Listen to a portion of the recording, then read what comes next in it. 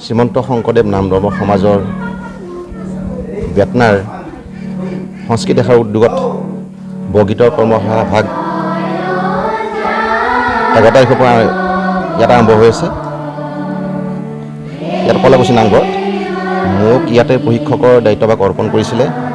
মই সেই মৰ্মে মই 11 তাৰিখৰ পৰা ইয়াতে ব্যস্ত হৈ আছোঁ আৰু 20 তাৰিখে এই অনুষ্ঠান ভাগ ইয়াতে অন্ত পৰিব আৰু ইয়াতে 20 তাৰিখে আমাৰ যিসকল ছাত্ৰ ছাত্ৰীয়ে ইয়াত অংশগ্ৰহণ কৰিছে তেওঁলোকৰ ইয়াত এটা কম্পিটিশ্যন আৰম্ভ হ'ব আৰু যিসকলৰ ভাল হয় ইয়াতে পুৰস্কাৰ এটা পাব আৰু ইয়াতে কমিটিৰ ফালৰ পৰা এটা চাৰ্টিফিকেটৰ ব্যৱস্থা কৰিছে।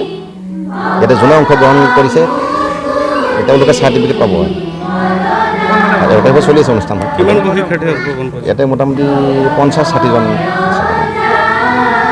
শ্ৰীমন্ত শংকৰদেৱ নাম ধৰ্ম সমাজ অসমৰ ৰঙিয়া জিলাৰ কৃষ্টি উপ সমিতিৰ দ্বাৰা পৰিচালিত গ্ৰীষ্মকালীন এই বৰগীতৰ কৰ্মশালাটি যোৱা 11 জুলাইৰ পৰা আৰম্ভ হৈছে। আজি 4ৰ্থ দিন।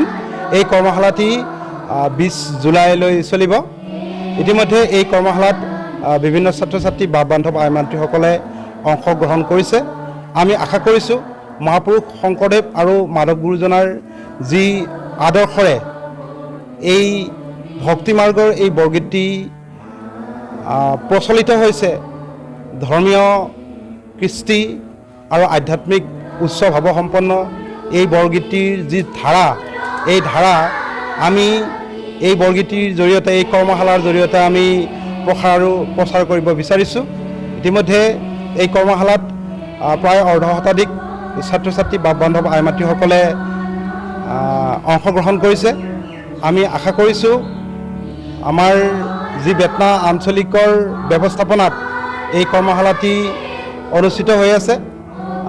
আমি তেওঁলোকে যিটো সেৱা আগবঢ়াইছে আচলতে অতি ভাল লগা বিষয় আৰু বৰ্তমান সময়ত ছাত্ৰ ছাত্ৰীসকলক যি আধ্যাত্মিক ভাৱ আৰু আদৰ্শৰ দ্বাৰা সুপ্ৰতিষ্ঠিত এই বৰগীতৰ এইটো অনুশীলনে নিশ্চয় নৱপ্ৰজন্মক আগুৱাই যোৱাৰ ক্ষেত্ৰত সহায় কৰিব।